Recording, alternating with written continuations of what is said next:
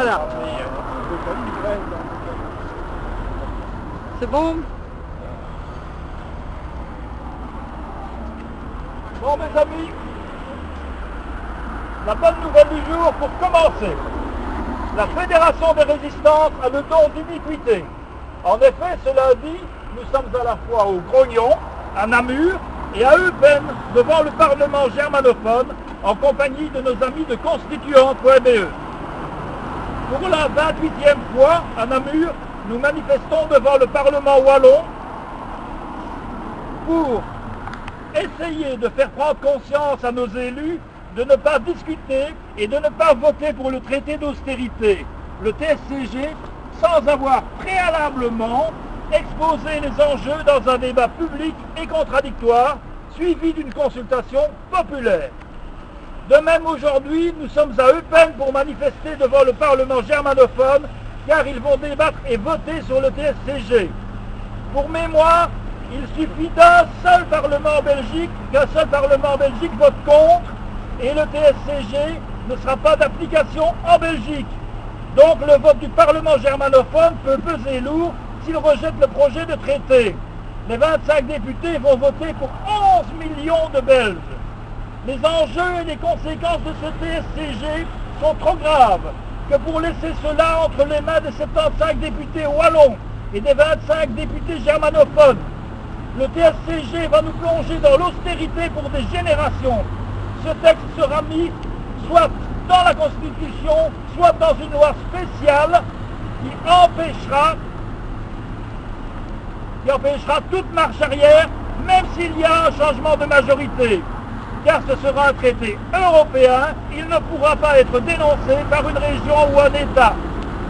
Pour le moment, le gouvernement fédéral nous applique les règles du traité de Lisbonne.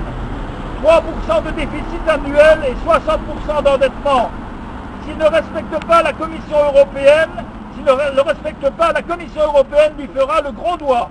Notera des conseils de gestion, mais sans plus. Elle agite aussi la menace des agences de notation.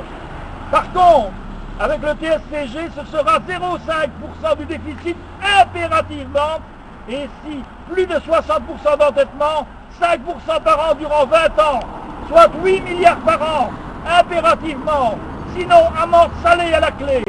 Attention, ces critères seront valables pour tous les niveaux de pouvoir, y compris les communes et les CPAS. La Commission européenne ne donnera plus que des conseils, entre guillemets, mais des directives d'efforts budgétaires à effectuer sans possibilité de reporter ou d'étaler les économies. Comme la plupart de nos institutions sont endettées, ça va faire un véritable ravage. Un carnage social se prépare, car plus de la moitié du secteur de la construction travaille pour les communes. Sans argent, pas de travaux. Donc, faillite et licenciements en cascade vont survenir. Toute une série de subsides aux associations, aux écoles, aux services parastataux vont être drastiquement revus à la baisse. Tout un tissu social va disparaître. Messieurs, dames, les députés germanophones aujourd'hui et wallons bientôt. Parmi vous, il y a beaucoup de bourgmestres. Donc, vous devez bien comprendre les conséquences pour votre commune et vos administrés si votre vote est positif. Vous ne pouvez pas vous cacher derrière l'Europe ou le fédéral. Vous êtes pleinement responsable de votre vote. Rien ne peut vous obliger à dire oui. Vous êtes libre de votre vote. Vous avez une responsabilité énorme devant l'histoire avec un grand H de votre pays. C'est aujourd'hui que vous devrez réellement prendre vos responsabilités. Vous allez décider du sort de millions de familles. En 10 secondes, le temps d'appuyer sur le bouton, le choix sera « Je vote pour le capital européen et pour l'institution européenne » ou « Je vote pour mon peuple, pour ces millions de familles, pour les administrés de ma commune, pour ma famille étendue. » Votez non à l'austérité à perpétuité, sauvegardez la souveraineté de l'État, sauvez la démocratie, refusez le TSCG. Bravo.